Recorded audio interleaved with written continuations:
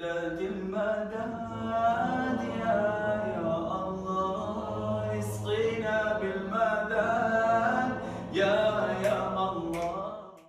our communities, and I don't know if this is going to ruffle a few feathers when it comes out, but we have, like, the stoic Asian Pakistani father who's, he'll grunt at you if he's really feeling emotional that day.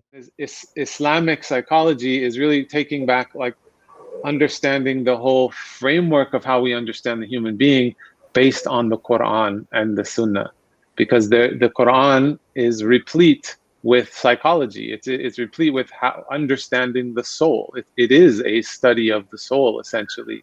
It's fear of death. Really all fear is fear of death. And it's not necessarily the fear of death like the body death, but it's fear of the death of your self.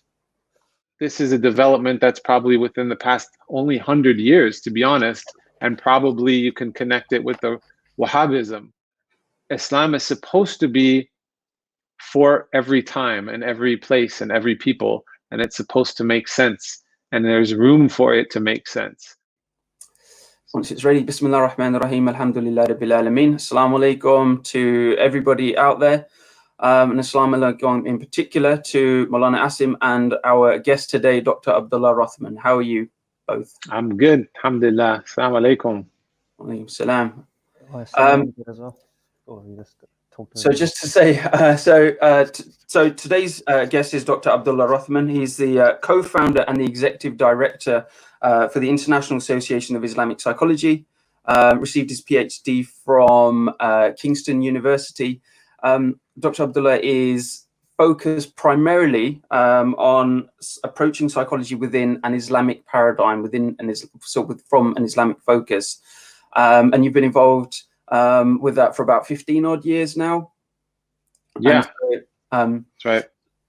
So hopefully we're going to delve into lots of stuff relating to the mind, hopefully, and also importantly, I think a lot of your work has been also lots of stuff related to the soul as well. So and what the link is in between those two.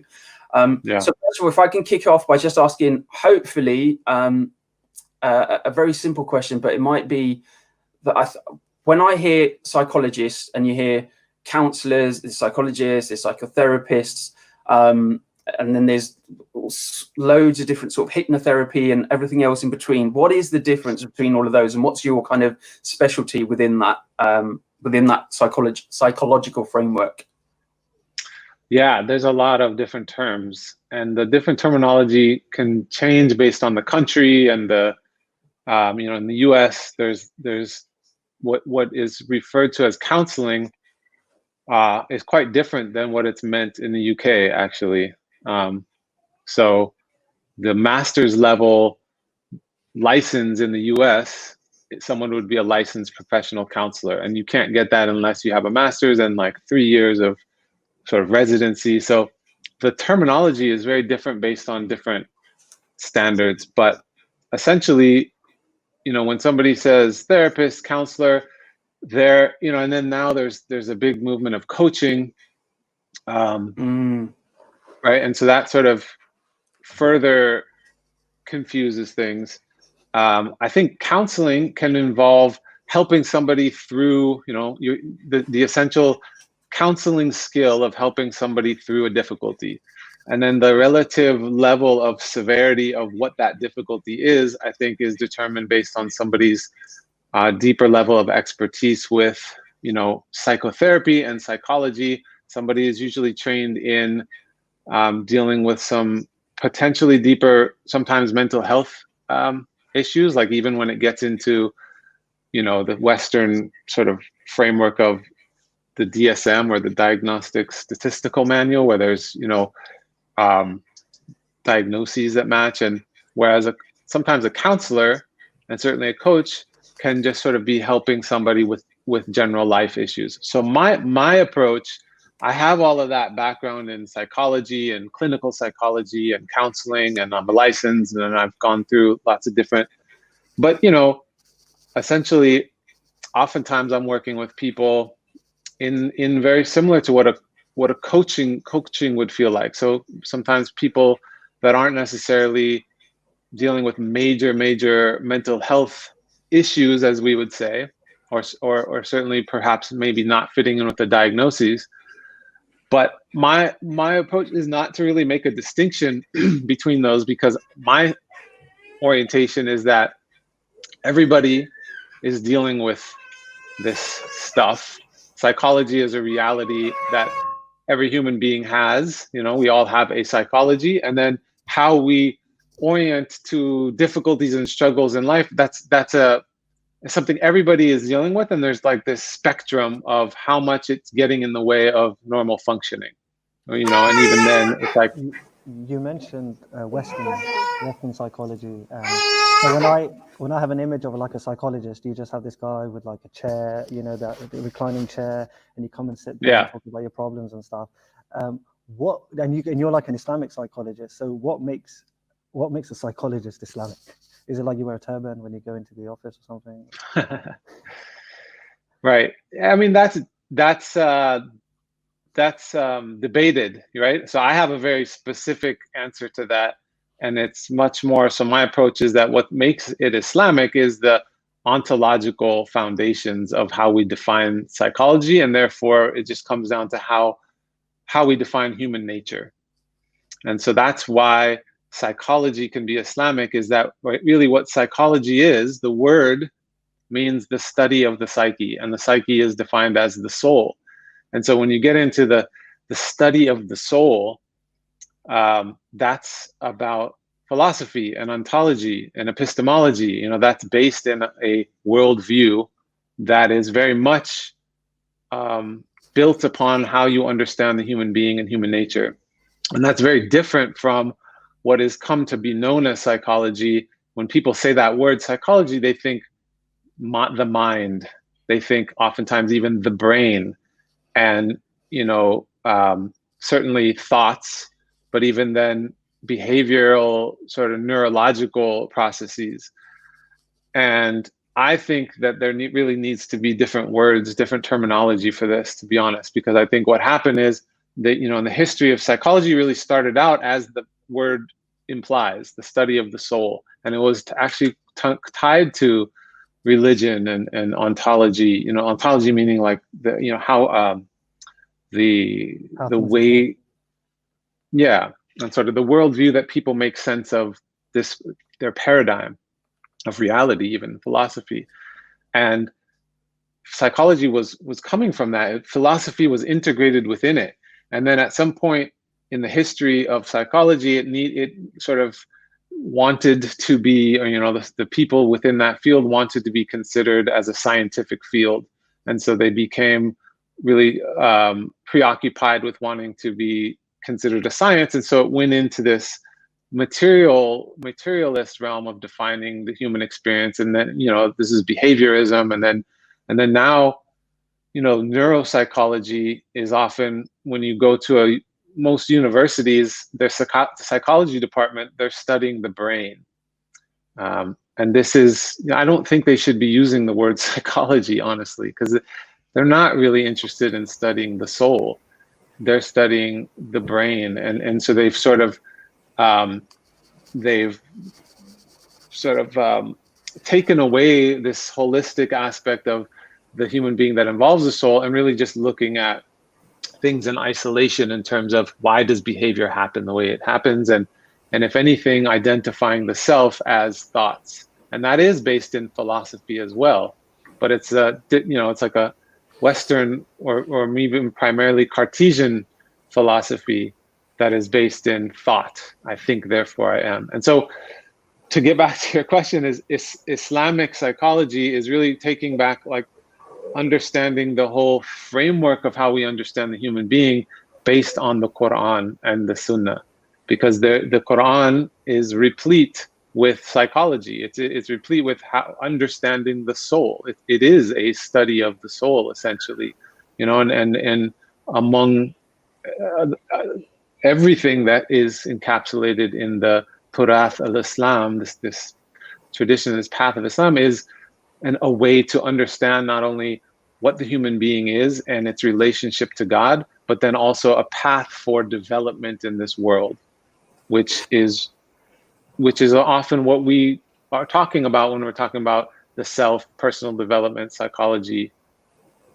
And that's really interesting. Sorry, from like it's almost a microcosm of that secular model, and in taking away from the soul and taking away from the heart, and then actually trying to relate that to much more of a, you know, the neurological pathways, chemicals, you know, chemical reactions and, you know, neurological reactions that happen. And so it's very much more, it takes away from that sense of soul and that sense of why a person might be doing something, and it just becomes very much like we're just all a bundle of chemicals and neurons and some bits and pieces, and that really takes away from the emotional, I suppose, and much more than the emotional, but the soul aspect of our living and our being. And from an Islamic perspective, what that means even more fundamentally is that, you know, the definition of the soul, and from an Islamic perspective, is that it's connected to Allah, that it's connected to God, and that it's subservient to God, and that it's a slave of God. And so you take that away, and you have an extremely different notion of what is the self. And so it becomes this individual focus, this focus on the individual as a separate entity, and trying to understand itself essentially in isolation.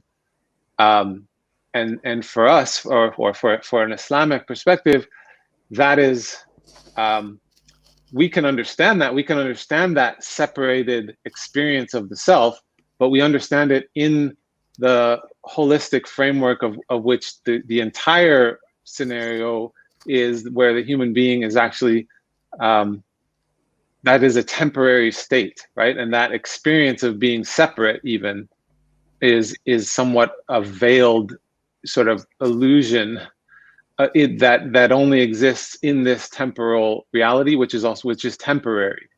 And so that the definition of the human being then, including the soul, is before this life and after this life. And so it becomes this much larger trajectory of understanding not only what the human being it is, but where it sits in sort of time and space, and in relation to not only horizontal relationships, which is oftentimes the focus is, how do I understand myself in relation to other people and my environment? But so we're more primarily concerned with the vertical relationship, in balancing that horizontal. So vertical relationship being directly connected to Allah subhanahu wa ta'ala. I mean, before we build up like what the Islamic model actually is, I think it's worth having a look at. So we've had this creation of the secular model of the human being, where, you know, like God, and they've done, you know, since post-enlightenment, and there's God sort of been ripped away from every single explanation that is brought. And it's the idea that the slave, we're no longer considered slaves of God, because God himself doesn't exist. And that rupture is a very new sort of concept for the human being. We've always had a concept of the imagination, or whatever you want to call it. There was always something, and that's been sort of removed from us. But at the same time, we've seen ourselves as human beings. We've never seen anxieties in the way that we are anxious. If you take a pre-modern human being and a human being today, they're like whole two completely different species, where we crumble easily. It's where we become so fragile. Whereas, you know, a pre-modern human being would have had a shorter lifespan, a harder life, would have probably whatever, and is so robust to be able to stand on his own 2 feet. So, like, I wanted to ask is, like, how have we seen the secular model fail? Like, is the secular model working? Like, this explanation that they brought of just the mind, how's it playing out in real time? I mean, look outside, look at the news, look at, you know, you don't have to look too far back. Look in the last 3 months. You know, you take away people's ability to have comfort and to create what they think is a controlled environment, where they're controlling their environment, and that's what's been keeping them sort of stable, with a stable ground. And then you take that away from them, meaning, you know, you can't go to your job. Many people define themselves based on their job. You can't, you know, go to the gym, go to the places where you define your identity. And people are sort of caving in on themselves. For many people who haven't taken the time to understand who they are on a deeper level, it's pulling that ground from underneath them, and anxiety is increasing, relationship problems are increasing, you know, and so it's sort of like pulling the curtain aside and seeing what this has done. So your question of like, you know, how has it worked? What it's done is it's completely disaggregated people from their sense of self and really from a natural way of living, you know, and that's, so we talk about fitra, the word fitra meaning, you know, natural disposition or natural, and so we have our nature, our fitra as souls is that we're connected to Allah, you know. So from an Islamic perspective, we recognized and witnessed our slavehood to Allah before we came into this world. Allah said, Alastu bi rabbikum? We said, Bala shahidna. And so that's the fundamental nature of every soul, is to know its connectedness. And then we come in this world, we're veiled from that. And so what happens is when you stay with that veiled reality, meaning you're just identifying with your own individual existence and your own individual identity, where you are focused on trying to control your own environment and your self-directed life, you become disaggregated from your true nature. And you then, that's going to spiral the individual's experience out of control to where it's going to sort of cave in on itself. And so that's where anxiety comes from, and depression, and because it's the self is trying to fulfill its needs of like stability, love, compassion, provide, you know, risk. It's trying to fill it in God's creation rather than directly from the source. And that just sends people in all different directions of being out of whack or out of sync, out of alignment with nature. And then, you know, saying out of alignment with nature, that's also a reality, is the environment, the disconnection to our environments. Like you talked about how sort of ancient peoples were more whole and less anxiety and less depression, which I would say is true, because not necessarily because they were so spiritually connected even often, but because their communal living systems were more fitra, were more natural. And so you had like social systems in place, you know, where people aren't living so isolated. That helps for somebody's spiritual, emotional, psychological health.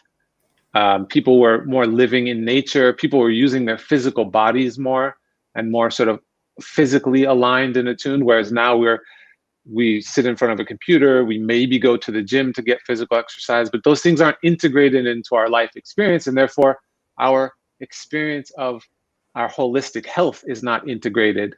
And so everything in our modern world is this disaggregation. You know, we've sectioned off knowledge into certain areas. We've sectioned off how we get, you know, consumerism sections off, you go to this place to get this thing, and there is no integrated holistic experience of the human interaction, and that is unnatural and unhealthy, and then it creates imbalance, which then is, you know, what the problem is. I mean, there's a lot of interesting points there, but one of the things that stood out for me, what you said at the beginning, is this idea that a lot of people, for them, especially in this capitalist system that we live in, their identity is strongly tied to the employment that they have. And as soon as your job's gone or your ability to go to the office is removed. But we saw that same anxiety a lot of the times with some of our elders when they were denied access to the masjid. Like suddenly, because they were so tied to that, the masjid was their being. And now suddenly they had to go, and their anxiety came in again. So, I mean, it sort of works both ways in this kind of, yeah. What do you mean it works both ways? Like, in what's different about that, would you say? Like, because it's a spiritual connection, because it's the mosque, or? No, I mean, like, that's the idea of your identity being tied to something. I think the only difference that we have is when you're denied access to the masjid, you have an alternative.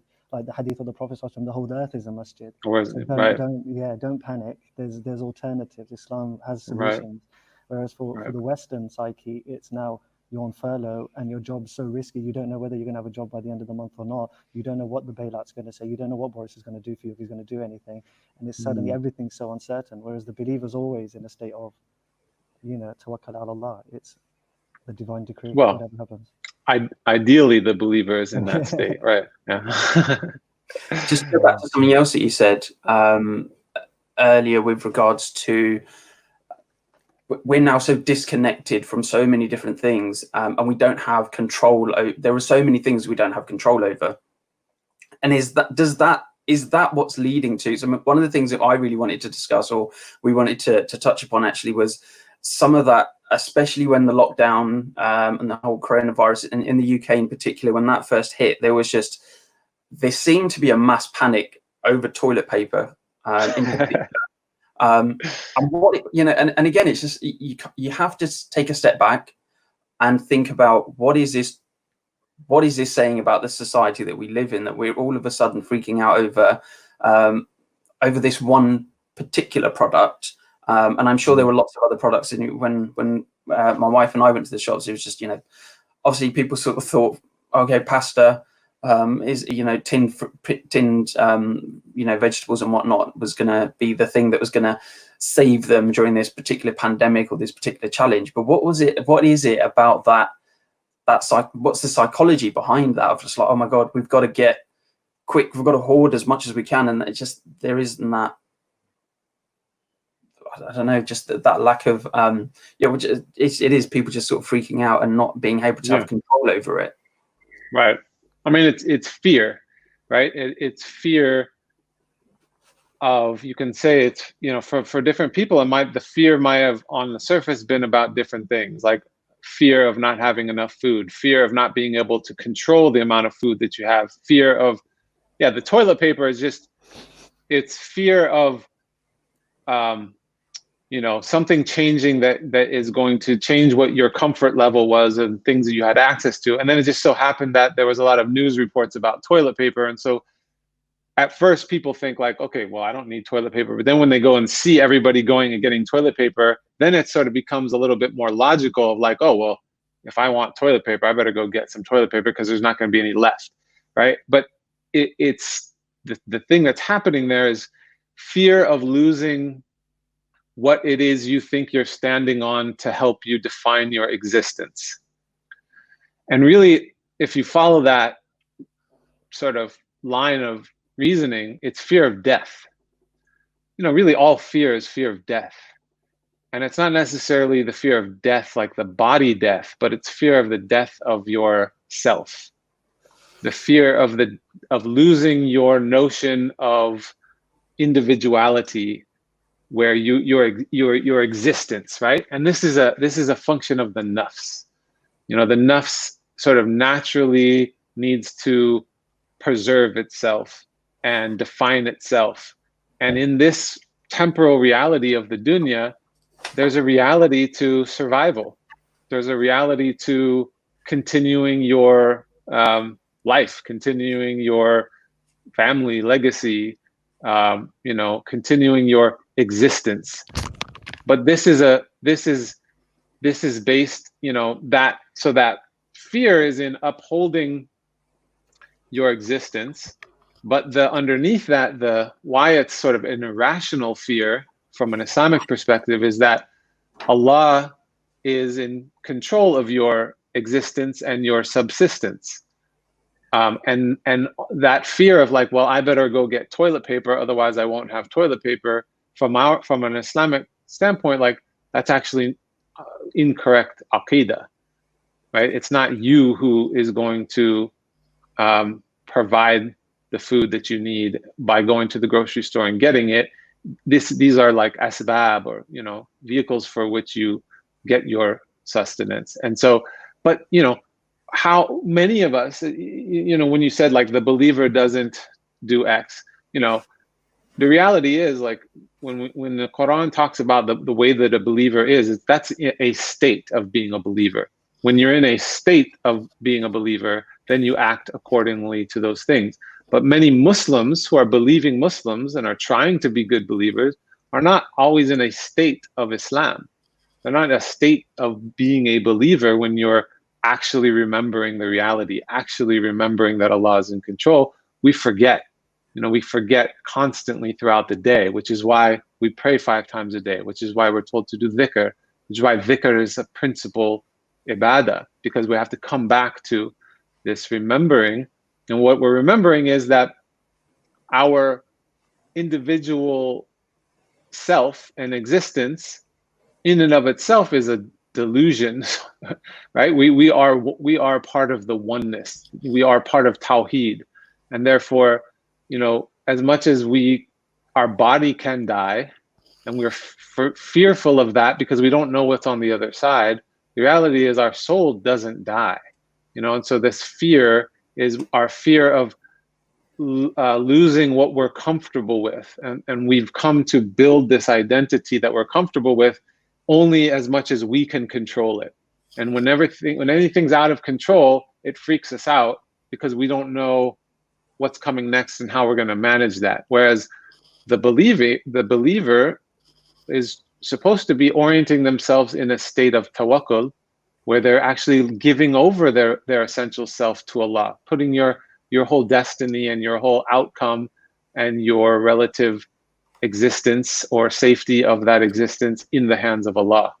And so this is the fundamental thing that we become disconnected to, or we become disconnected from, which sort of spirals into all these different psychological problems, spiritual problems, whatever you want to define it as.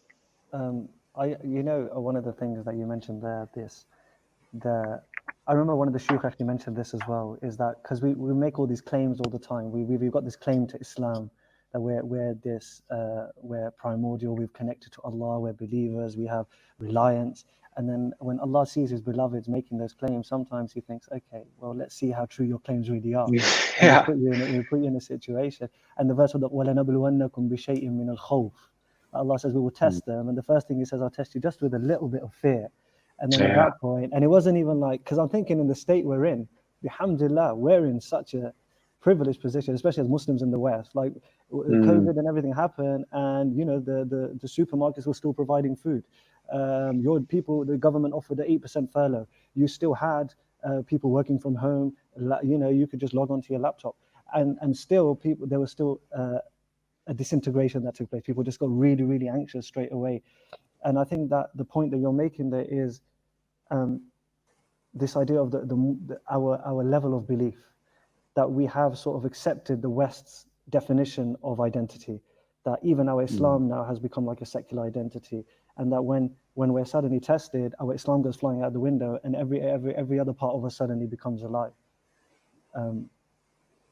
Yeah.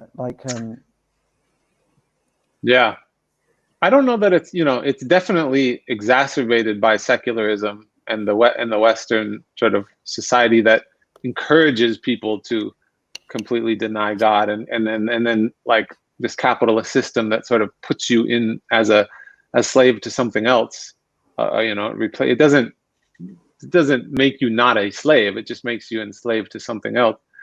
But I think secularism again exacerbates it, but there is a fundamental human problem there, and the human problem that is just we come with it is essentially ghafla. It's forgetfulness, and it's part of our human. It's the plight of Bani Adam. It's where we are made to forget.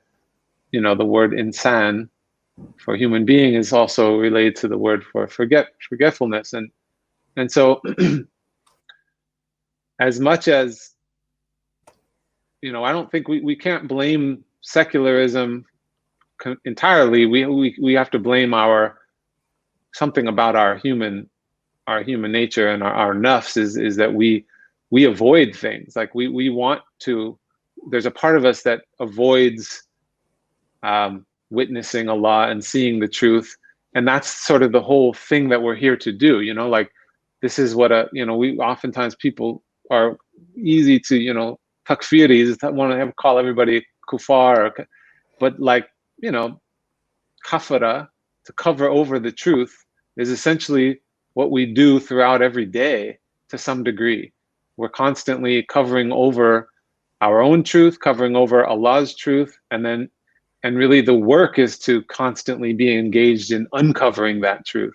And essentially that's, not even essentially, fundamentally, that's what healing is in an Islamic psychology paradigm. It is going into more of a heart-centered rather than mind, because we notice, we recognize that the heart is actually the center of the human being. And so this is where the material of the psyche is. And all of these coverings where we've covered over truth happen as stored sort of almost like black spots on our hearts that we need to uncover in order to not only heal psychologically, but heal our relationship with Allah, essentially, and open to this witnessing of our true nature, which then puts us back into holistic alignment. And this is sort of the definition of health and well-being from an Islamic perspective. I think that's very interesting, actually, because now that brings us to one of the biggest questions whenever psychology and Islam come up: is there a dichotomy? Is there a realm for the psychology or for psychology, and is there a realm for Islam? Because when people that idea of, oh, you're depressed, oh well, you just need to read Quran and you're going to be fine. Right. Right. And right. Oh, it's not working, or you're not reading with tajweed or something, your ayn isn't proper, that's why you're not getting cured or whatever. There's always trying to make Islamize or try to put it always in like Islamic language. But is there a realm where is there a difference, or is it all an Islamic sort of problem? Yeah, I would say the difference is just in terminology. It's semantics, really. Like I'm using the word psychology Islam because this is what we've come to understand. This is what makes the most sense even to Muslims now, when we're talking about working on yourself and trying to have some sort of developmental path of healing. Whereas really, from an Islamic perspective, we wouldn't necessarily need to use that word. It's contained within Islam. There is the Arabic ilm nafs, which is now used synonymously with psychology, but it means the knowledge of the soul, the study of the soul. It's like psychology, right? And so, but the real psychology, what that actually means, the study of the soul, and for me, there is no dichotomy, because ironically, I came into Islam through psychology. So like for me, it was studying psychology, and I was always interested in spirituality, always believed in God, but didn't have like a path. And I was studying psychology, but interested in the study of the soul.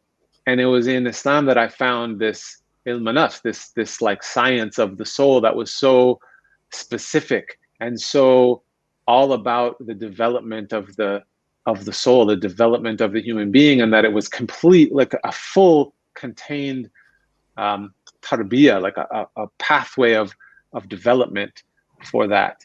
And so that's actually why how I embraced Islam, is I saw it as this, what was missing in psychology was contained in Islam. And so for me, it's not about Islamizing psychology. I've said in the past, and I don't know if this is the best way of saying it, but like psychologizing Islam, or just understanding that Islam always was a path of development, and it's supposed to be about transformation. These things, like when you talked about, people say, well, if you just have more iman, then you won't be depressed, or just read the Quran, and it's this binary, and the reality is that's spiritual bypassing.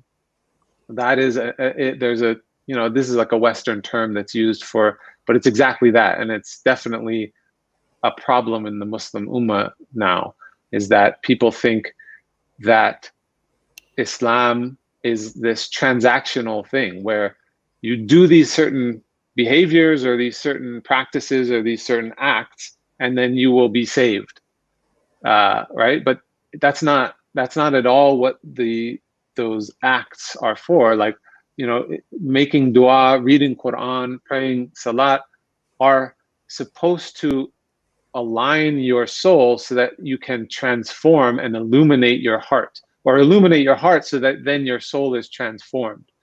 And what people, again, going back to that nature of human being, is to avoid and to cover over. And so we just want to skip over the hard work and go to the sheikh and say, hey, give me the dua so I can get over this difficulty. It's very much like allopathic medicine, or even just the medical model of like, give me a pill so that I can cure this, sort of problematic symptom, rather than healing the underlying thing and actually doing the work, which is the jihad nafs, essentially. It's doing that work, and that takes self-reflection, and it takes self-accountability. And Allah it's talked about in the Quran, all throughout the Quran, but people tend to like skip over that. Is Allah swears by nafs al-lawama, where this taking account of the self, the state of the nafs when it's in reproach. And Allah also says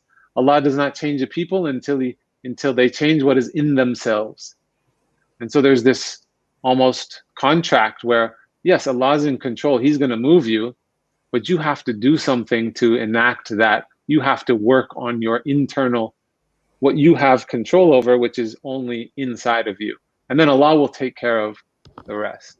I was actually having a conversation with someone a couple of days ago about that whole thing about actually, and you put it very nicely there, actually, that it's transformative rather than transactional.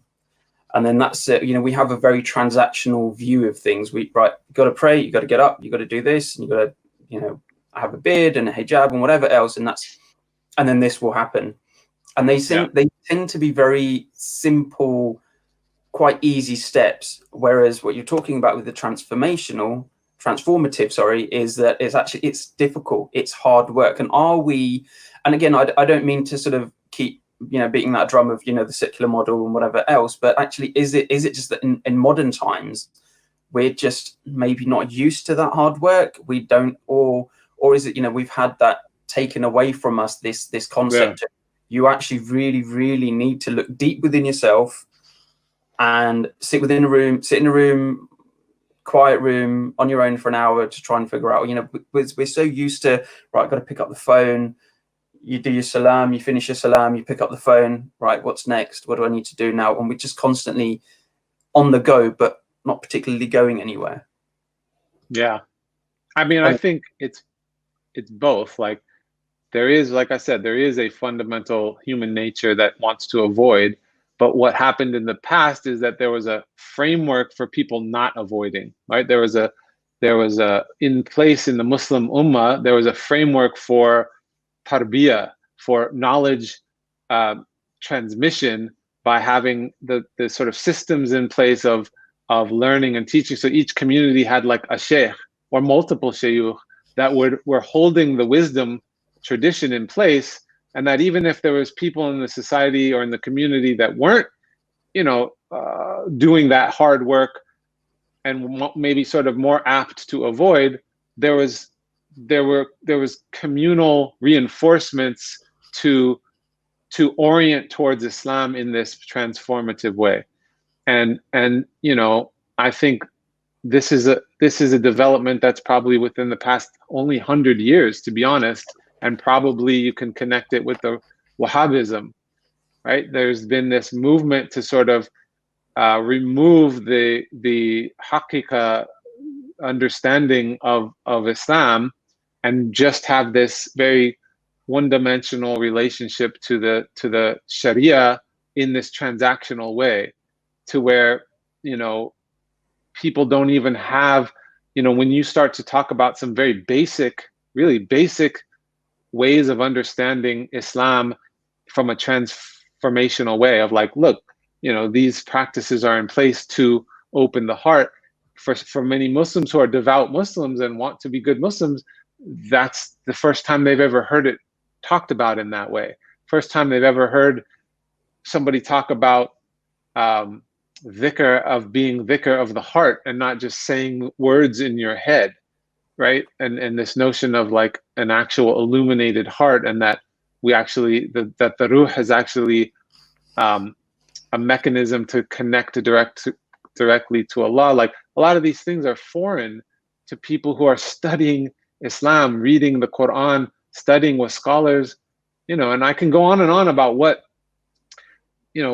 scholarship, this is again goes back to the disaggregation. So now scholarship has become synonymous with, you know, studying texts, and people get an ijaza in a book, and they've memorized this book with a sheikh, and now they have ijaza, and then we treat them on this pedestal of a scholar, when and maybe it's very specific. Even maybe they'll have one, they've studied this one aspect of fiqh, and right, and they get the title sheikh for that. Whereas the shayukh of the old days, of, like, you know, look back to all the famous Muslim scholars of the 9th, 10th, 12th centuries, and they were polymaths. They were like medical doctors and scientists and astronomers and psychologists and theologians and philosophers, and they understood a more holistic understanding of Islam, and understanding that it's about coming into wholeness, and that that you wouldn't just think of things in separation, but it's all integrated. And there's an integrated approach to knowledge, an integrated approach to psychology, integrated approach to development. And I think we've become disconnected from that reality. And that's the point I was just going to touch on, is that sense of wholeness is almost predicated on the fact that you need to be an individual who seeks to develop on a daily basis. You need to be in whatever field it might be. And obviously in our sort of day and age, I suppose it's not necessary that, you know, one becomes a scientist or a philosopher or a theologian, but actually, you know, is it that you are developing and seeking to develop as a parent, as a spouse, as a, you know, whatever it might be. So there is this constant seeking of developing and creating that, you know, wanting to be whole. Yeah. Can I just, you know, on the part about the shuyukh, that there was always in the pre-modern times, there's a shuyukh in like the locality and stuff. I think in the modern age, I mean, we know, like, I don't want to go all eschatological, but, you know, like near the end of times, knowledge is going to be lifted, and the ulama will become more and more sparse. Even those that are there there'll be less. And I don't think we've seen, like, I remember, I don't know who was saying this, but it's the idea that we've never had so many masjids on the face of this earth. Even like in early times, they would have not imagined that there'd be so many masajid. So the amount of Muslim communities has increased, the scholars themselves have decreased. And so there's not enough to go around. And then on top of that, you have, I mean, I'm a bit more like, I feel like sometimes I think Sufism, or us, as if we want to call ourselves the Sufi community, have to take some stock on our own failings, in terms of we invited a lot of the criticism that people brought against us. We didn't clean up our own houses. And there were, you know, like Imam Ghazali is always telling off the dodgy Sufi, Talbis Iblis of Ibn al-Jawzi. It's always, and because we didn't take stock of that, then we became a target for attack. And then people lost respect, and the Sufi, it became a taboo now. Oh, those guys are Sufis, they must worship graves and do cartwheels and stuff outside the mosque. And suddenly that becomes the definition of Sufism. But at the same time, we can't really go back in time. We have to sort of move forward at this point. And the tariqah, and I'm in tariqah, and I love, but sometimes people don't, that doesn't appeal to people, because all these, you know, I don't want to go into, but like, you know, abuses and the sheikh doing this and financial impropriety. So like, what's the next stage for us? Is it like, I've heard some of our mashayikh, I'm even Sheikh Hamza came out and said at one point, Sheikh Hamza Yusuf, that is, that we need to go post tariqah, that the idea of not the lone Sufi, but, you know, like the Junaidi path, that you take care of yourself. You might have to sit down with the books. Imam Ghazali's got this thing about suhbah. He said, people tell me, oh, I can't do suhbah, everybody's evil now, so what do I do? And that was his time. And he goes, well, go sit with the Sahaba, open the books of hadith, open the books of biographies. So like, if you can't get access to a sheikh, how do you take care of your spiritual well-being on your own terms? Right. And this is exactly why I think the focus on Islamic psychology is important, and why there's a surge of interest in it. And just and I'll talk about why that isn't connected, but you know, this is such a fundamental thing that is definitely of the times. You know, I think traditionalists, I would consider myself a traditionalist in a lot of ways, but people who are sort of hanging on to the past, maybe, particularly people who either are in a tariqah or have studied the books of the Sufi scholars and really respect that lineage, and rightfully so, are hanging on to this notion like, no, it has to be in this way. And I agree, like it does have to be in that way. I've even recently wrote a paper on like the necessity of the master-student relationship in the path of spiritual ascension. There is an element to that is a necessity. However, that's an ideal, and that's an ideal whose time has passed or is passing, I would say. And you spoke to it directly as this isn't really, I mean, you could maybe trace it back to like, we didn't clean house, or we did something, but everything is from Allah. And Allah, Allah tells us that this is going to happen. This is part of the plan. And so to look at it and say, oh, it shouldn't be this way, or trying to hang on to it of saying, well, it hasn't been this way in the past, is missing the surrendering and submitting to the fact that Allah is Rabb. Allah is continually creating and evolving His creation, which means it didn't stay the same. Like, it's always been evolving. Like first there was Musa, and then Isa alayhi salam, and then the Prophet Muhammad sallallahu alaihi wasallam came to complete it. And then the completion even has different stages of a trajectory where we're going towards something where things will change. And so yes, Islam won't change, and therefore the tariqah system and the necessity for that to get to a really that level still is a reality. And if you can find that, definitely that's more ideal. But the reality is there are too many people that are going to be looking for that now, because we're getting closer to the end of times, and those people are not available.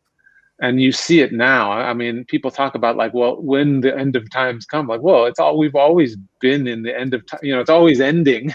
We don't know what point we're in that trajectory, but we're definitely more so into it than we were a couple hundred so years ago, when there was a lot more shayukh to go around. And now there aren't. And the ones that are not the type of shayukh that we're talking about when we talk about tariqah, making bay'ah to a shaykh that can move your soul on this deep level and knows what particularly his murid needs for development. That's a particular type of whole person who shaykh who can guide somebody like that. That's not to say there's other shaykh who can still do good, but even then, like, I would say there's not enough to go around. So now, instead of just saying, well, no, the only way is by having a shaykh in this traditional way in tariqah, like, okay, then what does that mean? Then that means 24 people are going to have that experience or something. I don't think that's the right way to look at it.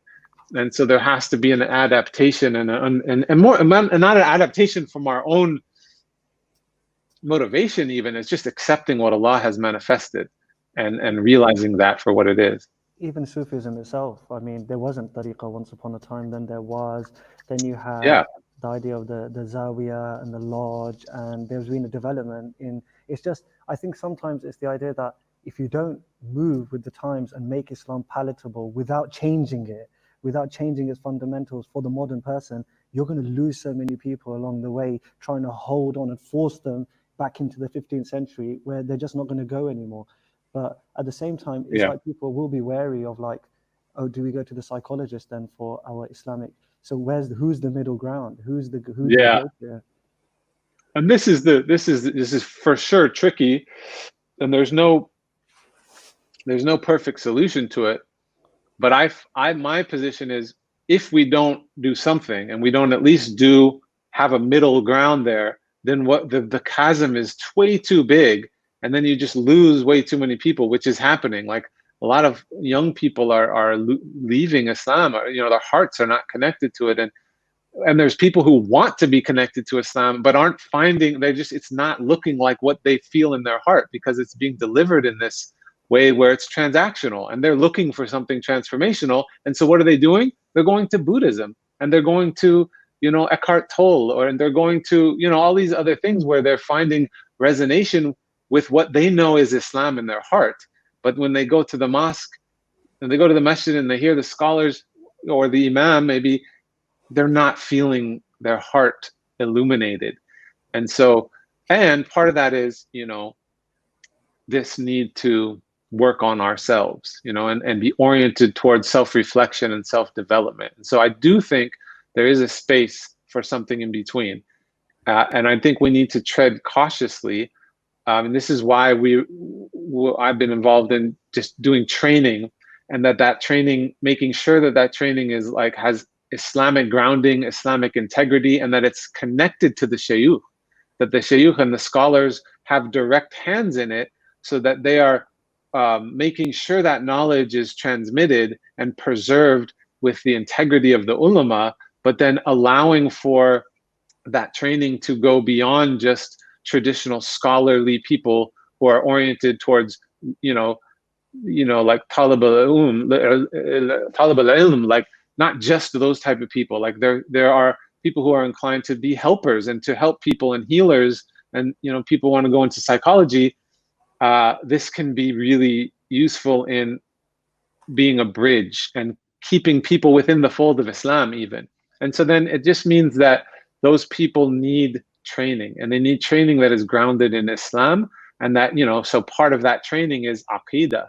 You need to learn, you can't just study psychology from an Islamic perspective. You've got to understand some fundamental things about fiqh and about, falsafa, some philosophical understandings, as well as specifically aqidah is a huge one. Just because this is often what, when you're dealing like with somebody with maladapted thoughts, like what people are so used to CBT, oftentimes what is out of whack or what can be corrected is by having the correct Islamic belief about how you're supposed to orient yourself in the world. Do you want to go in mid? I was just thinking about that because I have a good friend of mine who's come to Wickham a few times for the Karima Foundation, Dr. Safarak. And I remember we had a case in Wickham. Somebody came to me, and there's a little girl, and she was having doubts in faith, and she was really struggling with her faith, and she had loads of questions about Islam and whatever. And when she came, and I remember I rang him before because he's like a philosopher, and I was like, look, I need help. I don't know what I'm going to do. What do I broach with her? And he goes, watch me. When she comes, it's going to be, she needs therapy. She's not got doubts. They're not rational problems. She's not doubting the existence of Allah. There's got to be something happening in her life that's causing her psychological problems. And now she's not finding, she's going to sort of project that in, or a doubt in faith, but there's something deeper inside happening. I remember when I finally spoke to her, she was getting like bullied at school. They were racist. There was all this stuff happening. Yeah. And then I was thinking, okay, so that's like, because there's like a psychology to Kufr itself. I remember there's one when Musaylama, the false prophet, when they asked him after, your guy, Musaylama, the followers of Musaylama after he was killed, they're like, he was nonsense. Like his Quran, Sayyidina Abu Bakr laughed when they recited the verses of Quran that Musaylama apparently had. And Abu Bakr says, he was lying. It was so blatant, he's a liar. He is nothing. How could you say that's a prophet after Muhammad sallallahu alaihi wasallam? And they said, yeah, we knew he was a liar, but we'd rather follow a false prophet from Banu Hanifa than a true prophet from Banu Hashim. Like it was just the herd, and it was just the psychology of Kufr that caused them to disbelieve, rather than actually thinking he was a prophet. And there's even people like, we're going to follow the Dajjal because he's going to give us food, and then they'll be disbelievers. Not because they believe in him, but because there's a psychological reason that will force them into disbelief. But then, sorry, do you want to say something? Dependency. And then it's like, okay, so now but the problem is with the ulama or the tullab al-ilm, we're not therapists. We have no idea. When I came, I was so shell-shocked. I was like, I didn't know. And I tried my best and I did my best. But now is it time now for the ulama to take psychological training and to become therapists, whether they like it or not, they are. But is it Absolutely, because this is what people are doing. They're going to the imam because they feel like that's going to be sanctioned by Allah. It's within Islam. And so they're afraid to go to a therapist, and rightfully so, to be honest. You know, there's a lot of therapists who meaning well, and probably a lot of what they would have to offer would probably be really useful. And it's mixed in with some stuff that is kind of dangerous also, because they're not coming from an Islamic paradigm. They don't believe in God even. This is this fundamental thing that changes where you're going to guide somebody in therapy. And so we do need people who are coming from an Islamic paradigm, Islamic perspective of the psychologist. But then, yes, the Imams need psychological training. They need to, and that's twofold. That's understanding human psychology, because there's so much of that, understanding what people deal with and what those social struggles are, but then also understanding Islam from this psychological lens, you know, understanding the transformational aspects and orienting people towards those transformational things. And, you know, it's scary sometimes how an imam can become an imam and go through all this training and not actually even be oriented towards that, you know. And you know, when I learned from my shayukh, from my teachers, it was always the first thing. Like the first thing is your behavior, your adab, your sort of putting in order this character, which is connected to your psychology and your sort of the state of your heart. And then the knowledge is to reinforce that process, right? And for a lot of people, they're just learning the knowledge from books, and that whole heart process is removed from it. And so that needs to be brought back into people's training for sure, for as imams. So, but then, you know, and then there needs to be some community work where there's partnership. So when I was in practice in the US, in private practice, all my clients were given to me, were from the Imam. So Imam Muhammad Majid is the Imam of probably the largest Muslim population in the Washington, D.C. area. And he's a real big proponent of, you know, social services and therapy. And so people would come to him because they think it's a fiqh issue, or they think it's an imam, you know, an Islam issue. And he was like, you know, he could see where his expertise lied and where that. And so what he did is he would send people to me, but then we would have meetings monthly where we would discuss cases. And if something sort of went into the realm of, like, I had questions about fiqh and aqidah, and then I would consult with him. And then if he was working on a case that was around that, but then it went into the world of psychology, he would consult me. And I think this is crucial. And it can also be a good mechanism for supporting the lack of Islamic grounding that some psychologists, you know, they need. And so I would say, you know, like my colleagues, Human Kashavarzi and Khalil Center, we see eye to eye on this. He's more on the side of, like, that Islamic psychologists really should have dual training, like straight up. And I feel like that's ideal.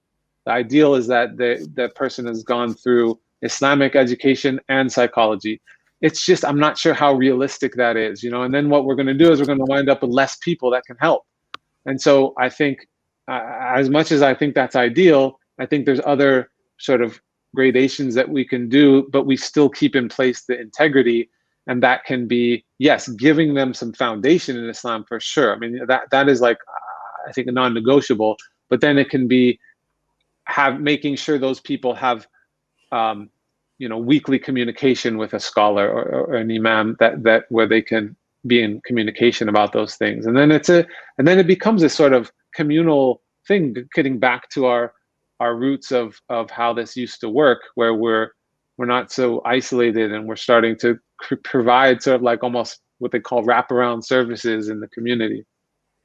If I could just touch on a couple of points you mentioned there, and actually one of the points you mentioned earlier was about young people are looking for or people generally are looking for something, and that's where this concept of mindfulness comes in, because again, that's been something that's quite mindfulness and meditation in particular, they've been something that have been quite big recently. I mean, again, not that I want to go into it, but you know, you've got famous sort of new atheist proponents who have their own mindfulness apps, and it's just like, well, you know, how does that fit your paradigm? How do you fit that circle? But actually, lots of people are looking for those kind of things, but they're not finding that within an Islamic framework, and then obviously they're then you know, finding it elsewhere. So there's people on that side of the spectrum, but then there's also people on the other side of the spectrum. And Malana mentioned about, you know, the number of the mosques and the proliferation of Muslims and whatnot. But and it takes me back to something about the Muslims will be the foam of the sea. And then there are a lot of people like that who are just floating around. They're not massively too bothered about developing and self-development. They've got that. And again, we talked about, you know, Maslow's hierarchy of needs. They're not wanting to self-actualize. They've actually just quite happy. I've got my food. Right. I've got my safety net. I've got my shelter, and they're plugged into the matrix. Absolutely. And then I need what else do I need? I'm on my Facebook all day long. I've got my Twitter. It's quite nice to feed through. Red pill.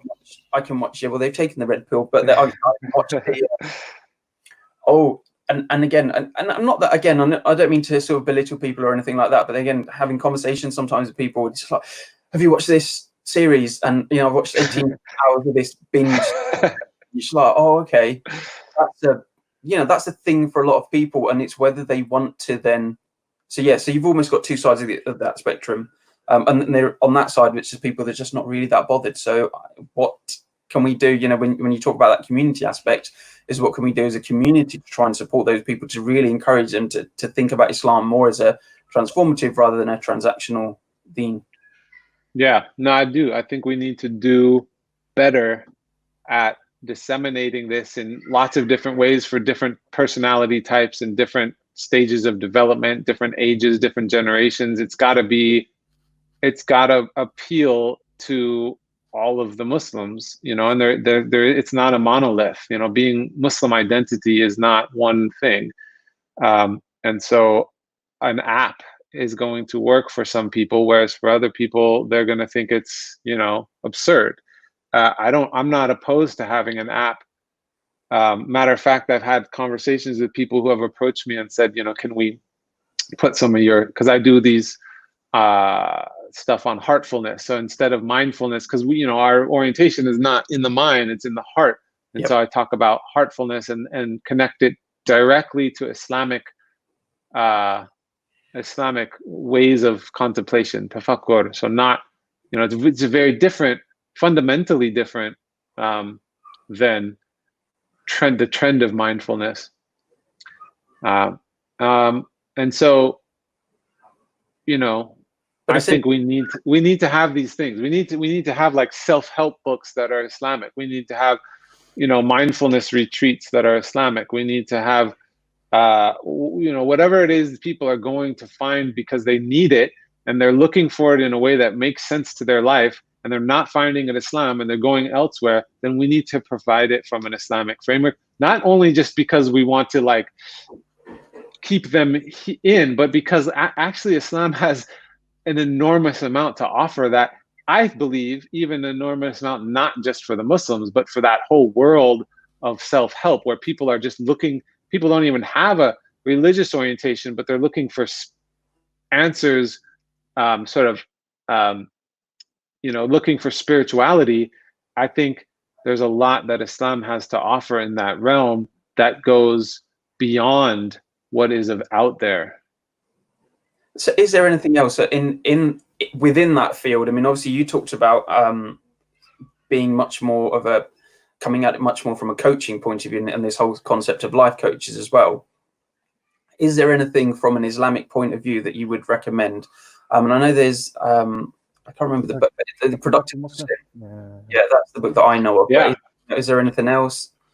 Because again, it's just really interesting your point. You mentioned that because I mean, you know, we've talked about you know, people before who've just got very, very simple, very easy self-help guides of clean your bedroom, step 1, and it's like, wow, that's, you know, it's amazing. Yeah, it's wonderful, yeah. Fantastic. Well, where did you come up with that? Just like, yeah. So that's kind of the level that we're at the moment. Sometimes. Yeah. Now there's more and more coming up. Productive Muslim is fantastic. Productive Muslim company. I actually started working with them in the past couple of years. Muhammad first reached out to me and about the model that I put together, and the model of the Islamic model of the soul. And so he started incorporating that into, because he's coming from a coaching perspective, and his audience is sort of like, business professionals. And, he's talking about like peak performance science and productivity, which is, a lot of young professionals are wanting to do their best, and be, make the most out of their careers. And so it's coming from that angle, but then he's really done a great job of grounding that in not only an Islamic paradigm, but specifically using the daily life routine of the Prophet Salalahu Alayhi Wasallam as the model of, this sort of self-help routine, which is about like wake up in the morning at a specific time and, take a nap at a specific time, or even just the idea of taking a nap and sleep. And so he connects this all to the research that's out there, and it's great. It's fantastic. And so now what I'm doing is an advanced masterclass that is a little bit more deeper into, if people want more, they want to continue on and go to this sort of more internal work, then they can take this next level advanced masterclass. So I think there's going to be more and more stuff like that. It's going to be coaching, Islamic models of coaching. There's going to be, mindfulness, heartfulness. This is a lot of stuff that I'm working on, is not to just keep it within psychology, not just keep it even within this terminology of psychology, but really branching out to the lay Muslim, and inshallah, even just the human being who might want to benefit from what Islam has to offer. And it's branching it out to make it more holistic, I suppose, and it just includes various aspects of psychology, but also lots of other. Again, I think there's lots of interesting things that are out there at the moment. Like I said, I mean, meditation is another, I think, quite an interesting sort of phenomenon that's kind of increased recently in recent years. And there's all this thing about life hack and biohacking and all those kind of things, but that's all about, the bottom line is it comes down to productivity and then development of self. Yeah.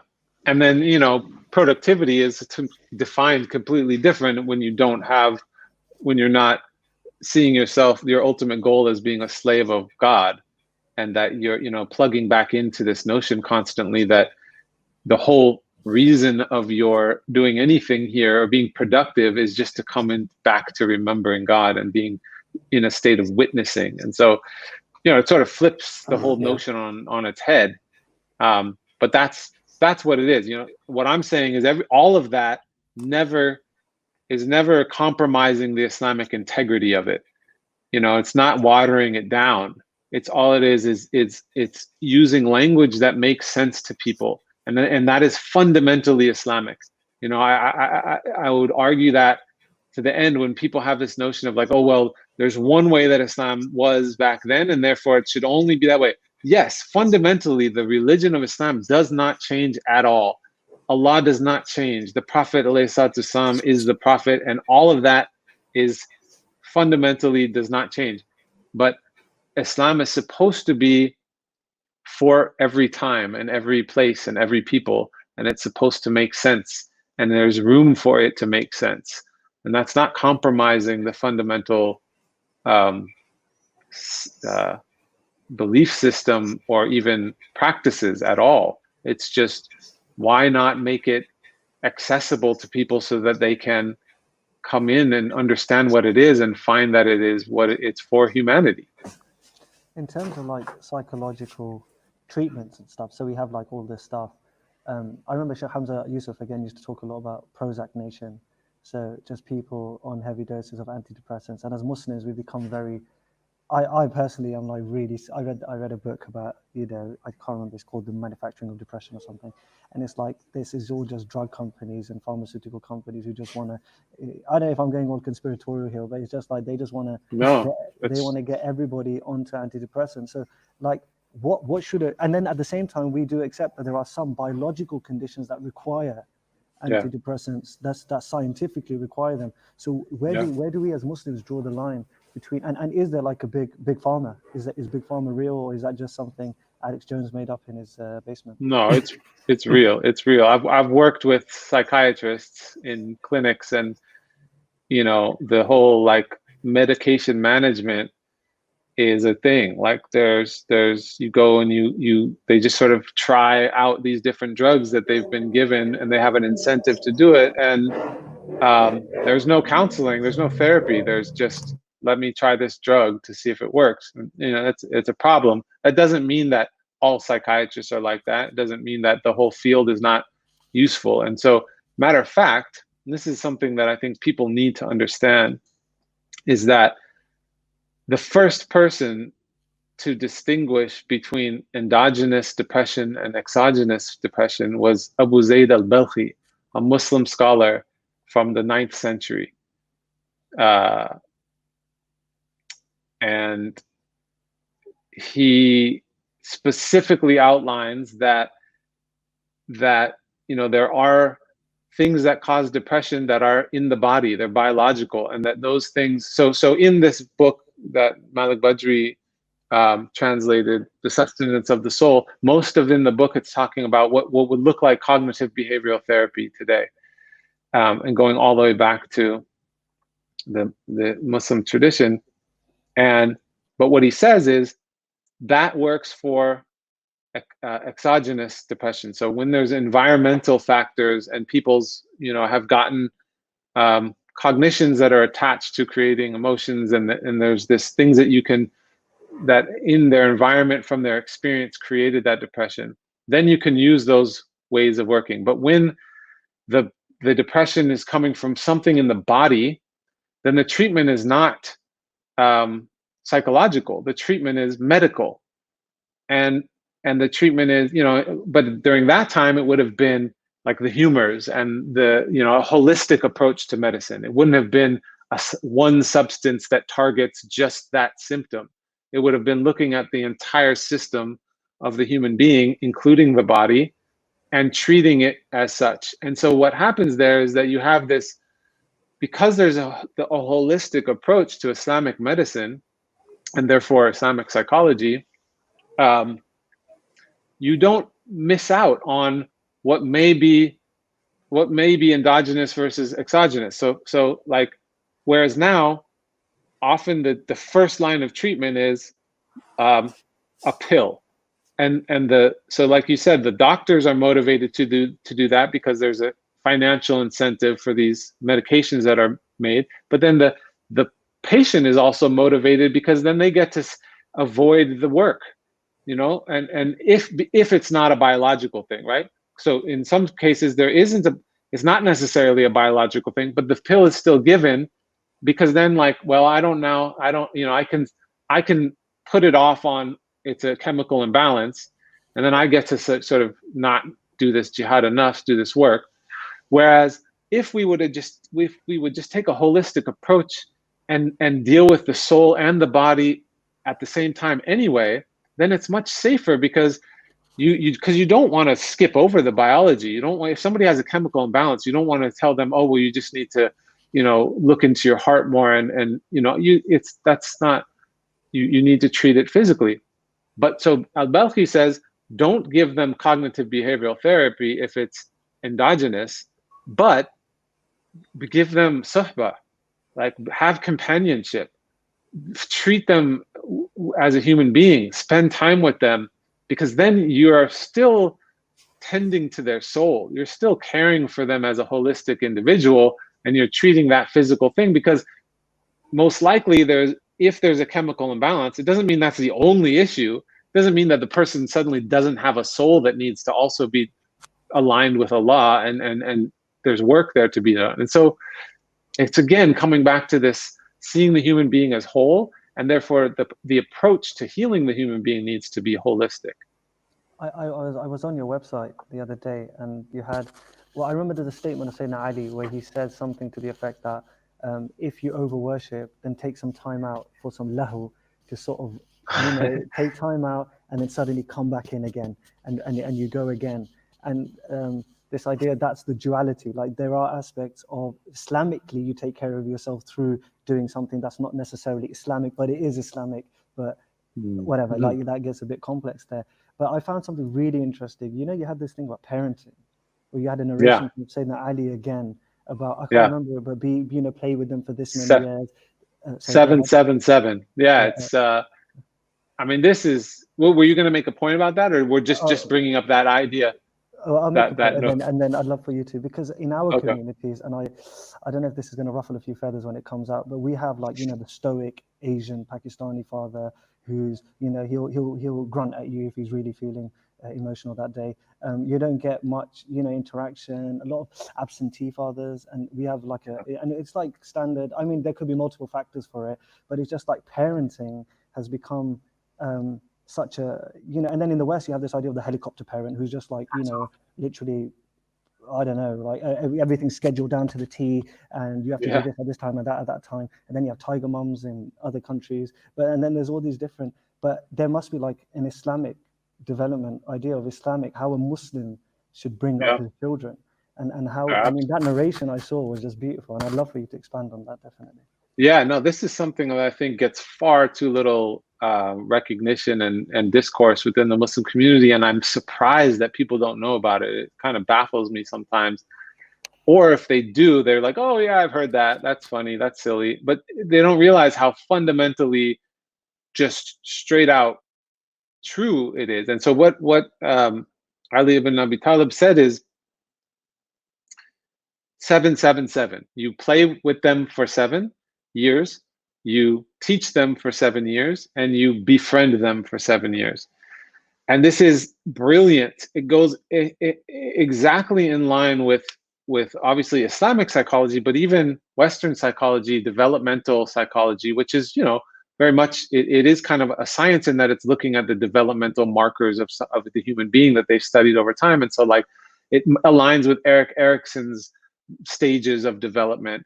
And what it is the child, you know, the individual develops throughout time in its formative years. And what's happening is not just the body's developing, but the soul and the self is developing in relation to itself and the world.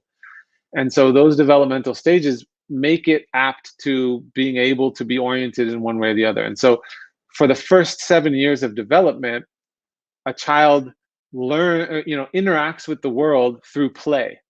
And so when you play with a child, and this is kind of strict, it's saying play with them for 7 years, meaning that's the primary way you should interact with your child until they're 7 years old, is through play. It doesn't mean play with them, you know, for 20 minutes a day and then reprimand them and try to teach them the rest. It means, like, don't even try to teach them anything until they're 7 years old. And there's the wisdom in that is that imagine, you know, the child is forming a bond in a relationship to this parental role, and this process of tarbiyah, you know, of like upbringing and this trajectory of that has a developmental aspect to it.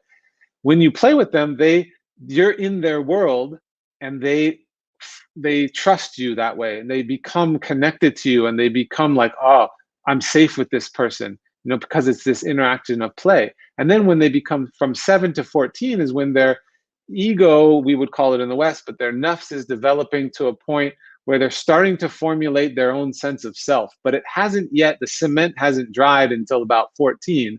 And so you have this window, this 7-year window where you can give them information and guidance, and they'll actually take it from you as a parent and without having some resistance to it.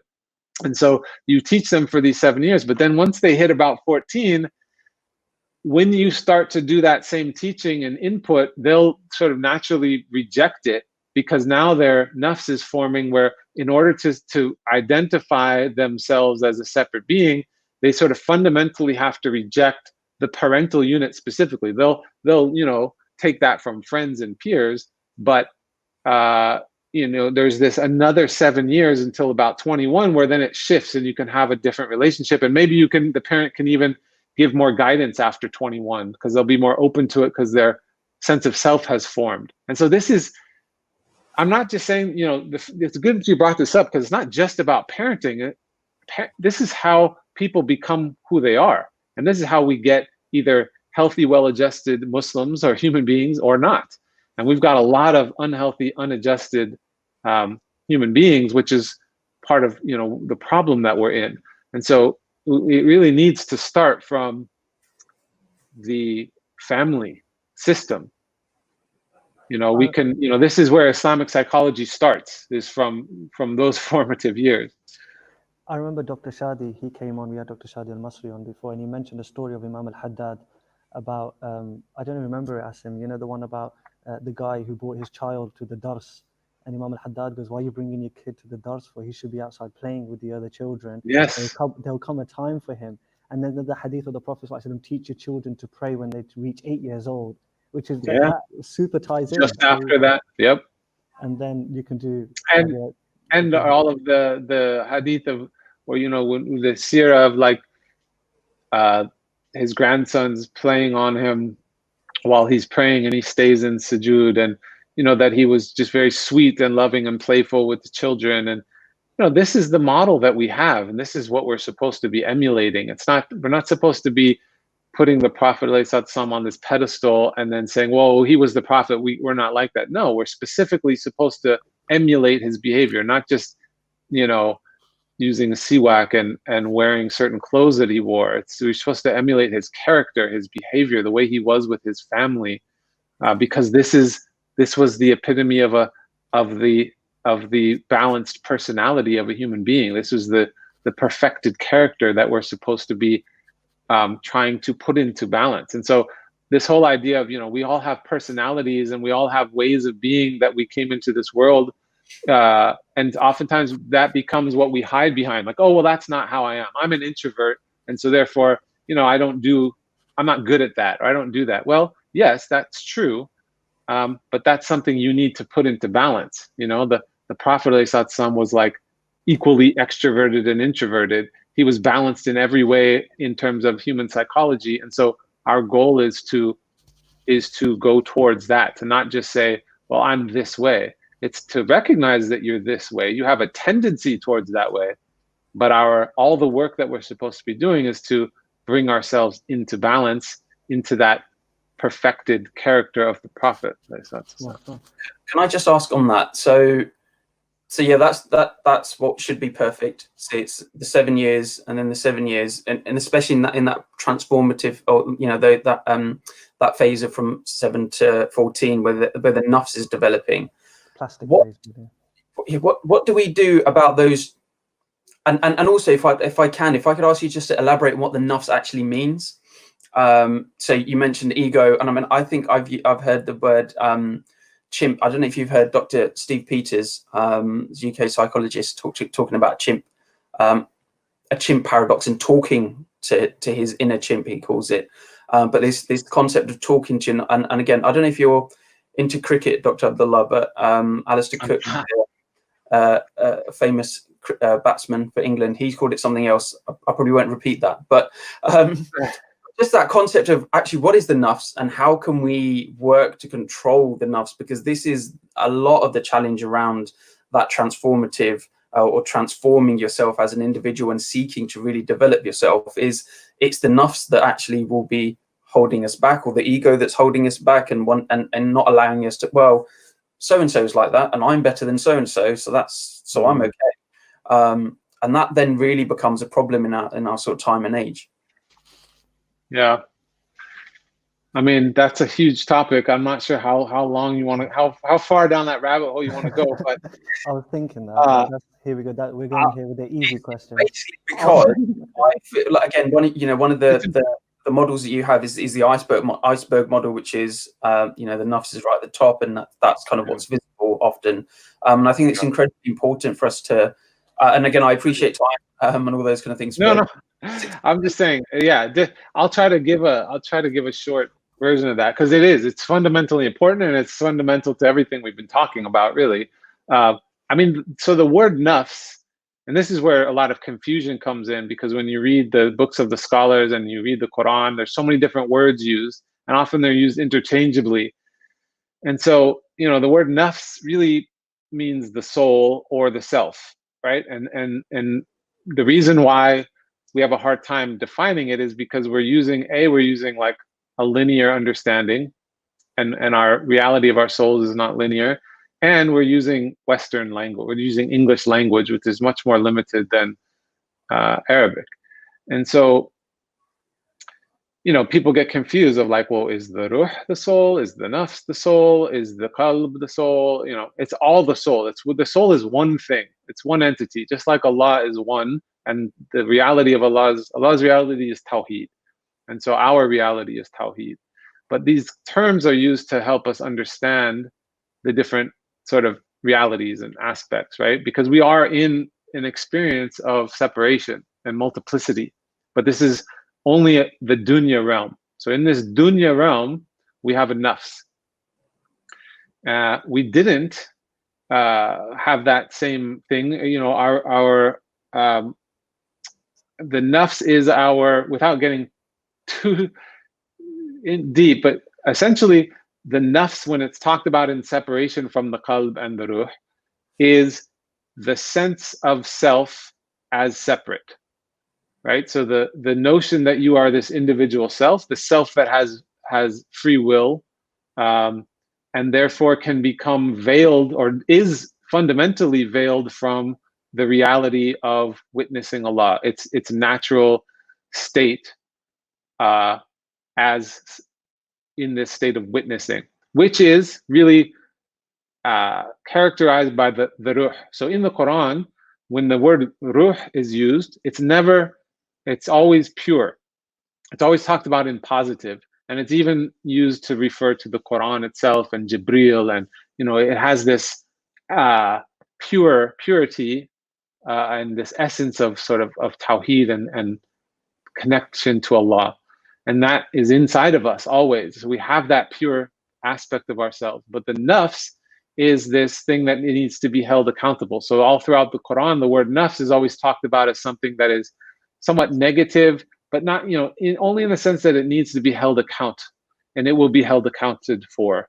And, you know, and so it can be corrupted. But that's not to say that it is fundamentally bad or evil. You know, often we talk about, like, so even the word you said, chimp, I don't think that would be a very Islamic way of thinking about it, because it's sort of saying there's some sort of fundamentally, oh, can you not hear me? He can, he's... So yes. This is like a Pakistani thing. When someone does something bad, you do that.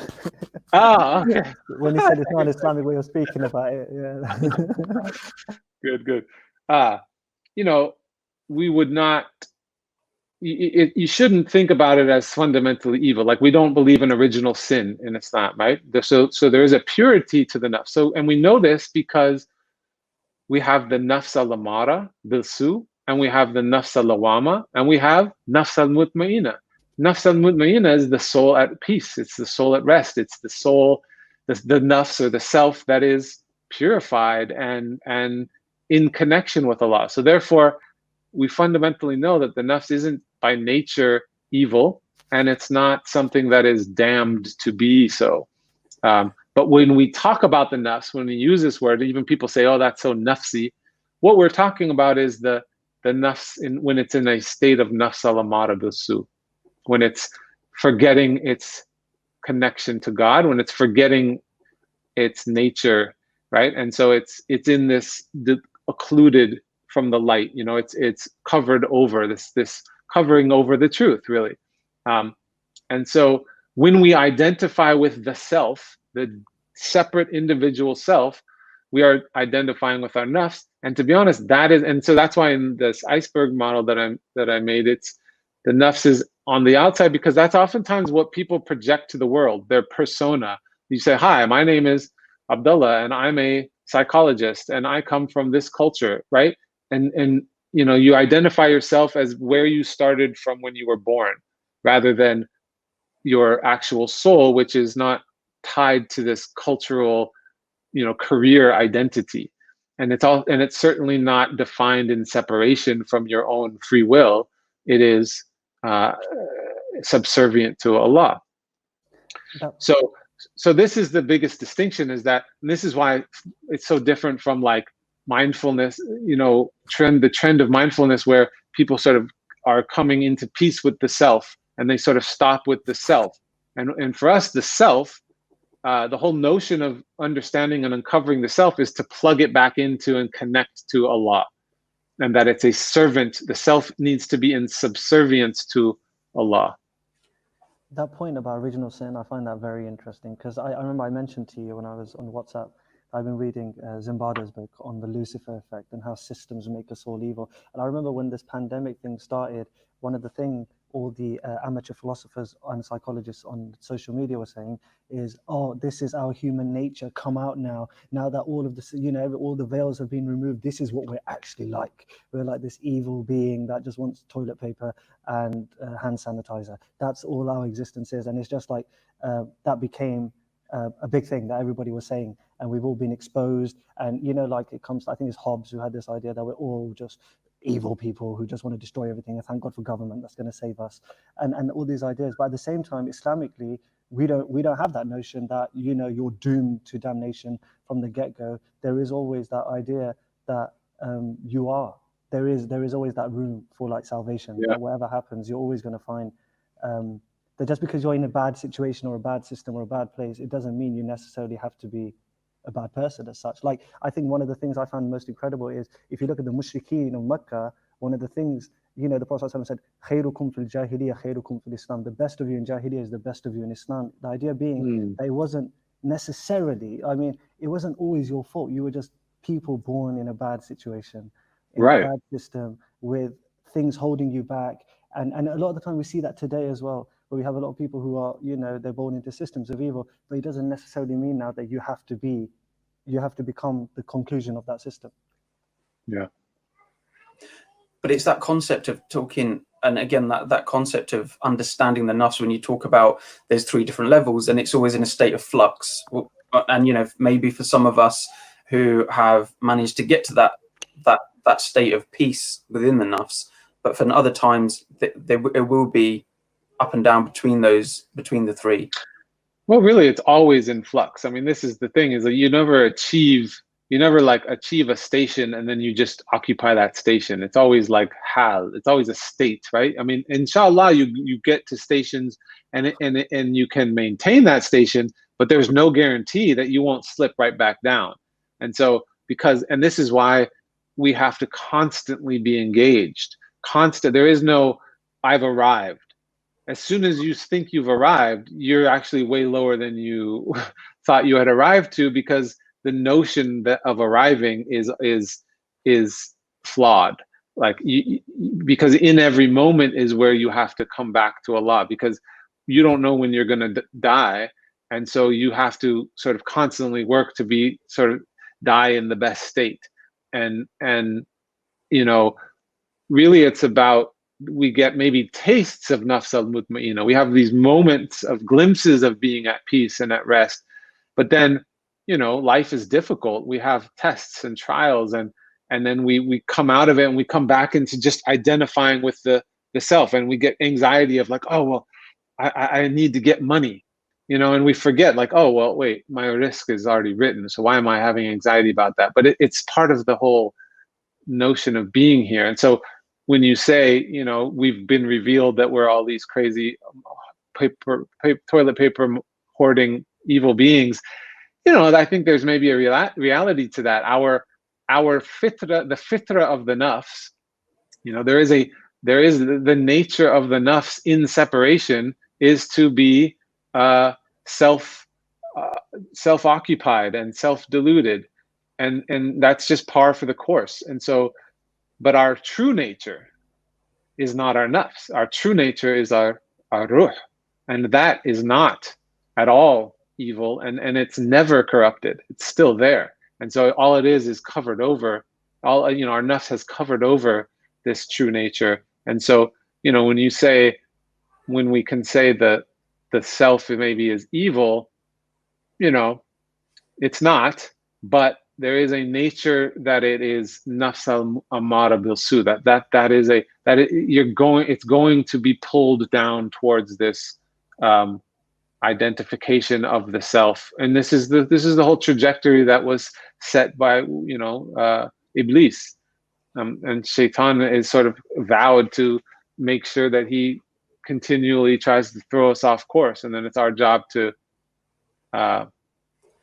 not be tricked. What is it that we can do then in terms of a solution then to not to try and come back and not be tricked and trying to focus again, because there are so many different things and that are pulling us in different directions. So as parents, maybe, you know, there's children, there's family, there's jobs, and then there's the social media, and then there's everything else that's going on as well. So what is it that we can do to try and I suppose, for want of a better phrase, center ourselves again? Stay on track. Yeah.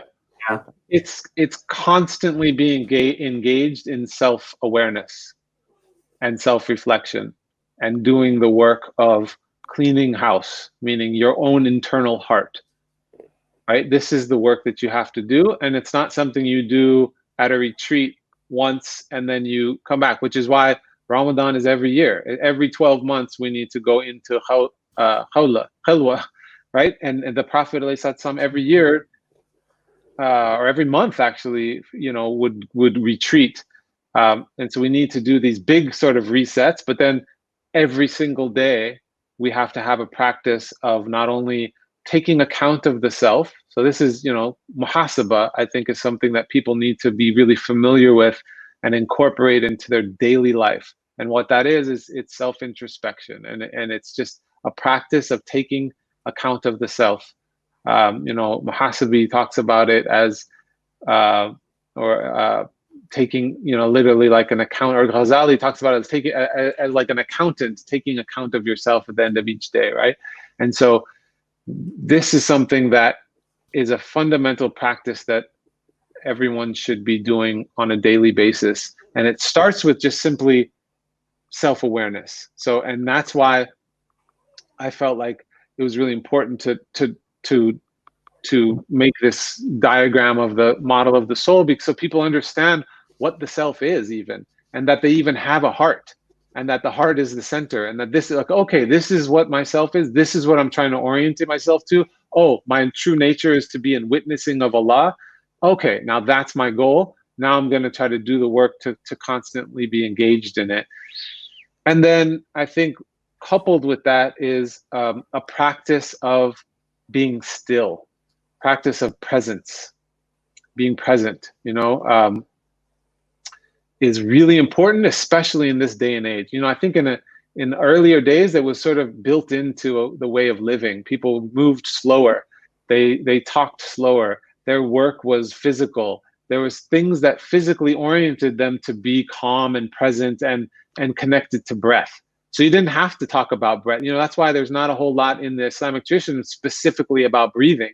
But I think now we've come so disconnected from our bodies and our breath that we have to reconnect with that. And I think there's no other way to do it than like practice breathing slowly. It doesn't need to be some specific breathing practice, but just it's really just coming back into your being, rather than, you know, I always say, we say that we're human beings, but we need to be more human beings. We're really more human doings. You know, we're so focused on doing. We need to take time to just be. And so I think we need to have practices of being present and self-reflecting. And that's something that you don't necessarily, you know, that's like fundamental stuff that you need to do. That's like hygiene, you know, in addition to fard, in addition to salah, in addition to dhikr, and dhikr really should be incorporated into that practice, in order to just sort of keep, it's like well-being, you know, like maintenance. Afia. You spoke, I mean, because that's like very individual, what you spoke about there, like what a person can do themselves.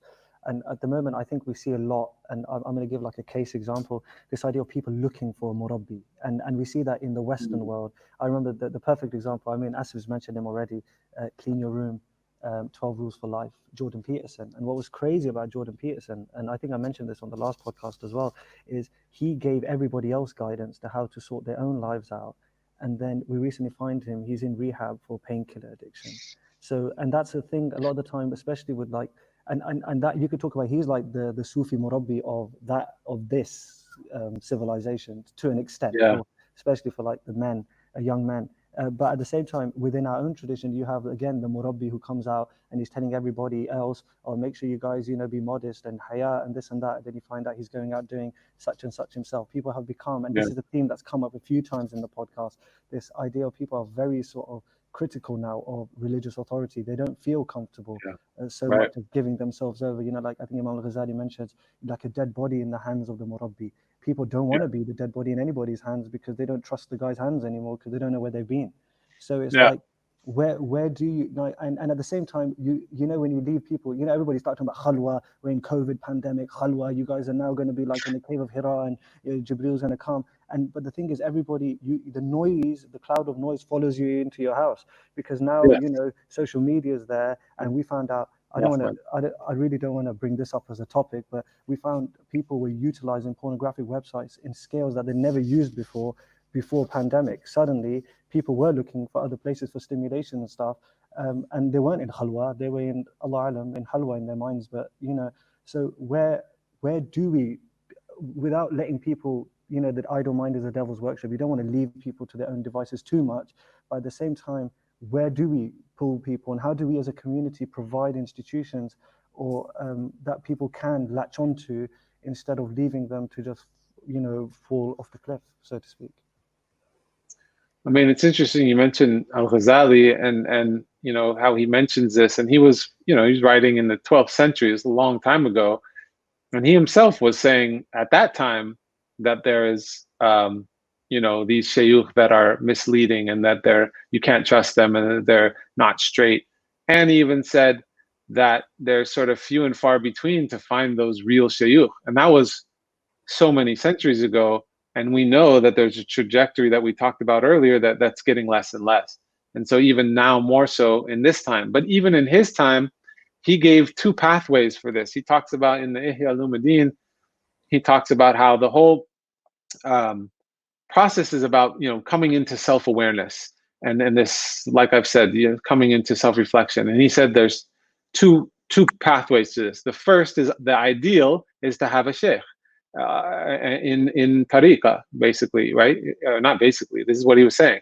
And then he said like this is the most ideal because this person can understand the whole picture and guide you in this way. But he says those are rare. And you're probably not going to find, many people won't find one. And so therefore, he doesn't say that you're on your own and that's the only way. He gives a second pathway. And now the second pathway still involves a third party or a second party, I suppose, not that you should completely be by yourself, because there's a fundamental aspect of we delude ourselves. When you're just sort of on your own doing it with yourself, you can think you're better off than you are. You miss some of the things that you need, the pitfalls of yourself.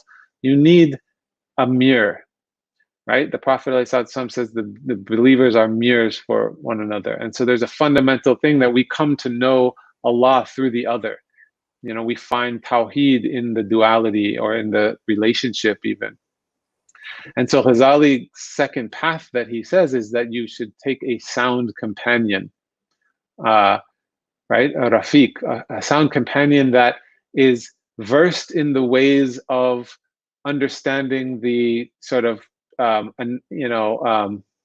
navigating the self and the inner workings of this self-awareness. So somebody who has engaged in this process themselves and is continually engaged in psychological development, spiritual development, self-reflection, and that can therefore be this companion with you along the path. It's different in that it's still a guide to a certain extent, but it's more of a companion. This word companion is somebody who's also on the path with you, walking side by side. They may be at a bit more advanced stage because they've done this work more, they've had more experience, they've sort of had specific training or work in this experience, but that you need this person to help you along. And so the way that I think we're conceptualizing it, certainly like Human Kashavarzi and Malik Badri and my colleagues, Rashid Skinner, are envisioning this position that Al-Ghazali puts, that's where the Islamic psychologist can, or some Islamic psychotherapist can take that place, because it's somebody who has trained to be familiar with this navigating the internal world of the self and the soul, and not only just from a psychological counseling perspective, but specifically from an Islamic perspective. And that does mean having some understanding of like tazkiyat an-nafs and these things that were traditionally within tasawwuf, but it doesn't necessarily limit, it's starting, what we're hoping and trying to do is define the scope of that, so that it's clear that like, this is where the role of the Islamic psychotherapist is, and this is the role of where a sheikh would sort of be on a deeper level of spiritual guidance, and it goes into a much deeper level. But to be honest, most people are just trying to get to equilibrium. They're just trying to get to a place where they're not, falling into, they're just holding it together in healthy and holistic. And that, there's a lot of work that can be done to help people get to that point. If they get to that point and they want to continue on, then, then that's when maybe you hand them over to a more advanced spiritual guide. And I think that's a really important distinction that we need to sort of explicitly develop in the Muslim community. Inshallah. Jazakallah khair. Thank you so much for your time, Dr. Abdullah. I think I've learned a lot today, and I hope viewers and the listeners and everyone else has learned a lot today as well. If anyone is interested, they can find you at shifacounseling.com. Yeah, and it's the American way of spelling counseling with one L. Yeah, okay. And again, ads and lots added to our own reading lists as well, inshallah. So we will hopefully be taking up some of that. So again, thank you so much for your time, and we hope to invite you back soon, inshallah. My pleasure. Assalamu alaikum wa rahmatullahi wa barakatuhu. Wa alaikum assalam wa rahmatullah.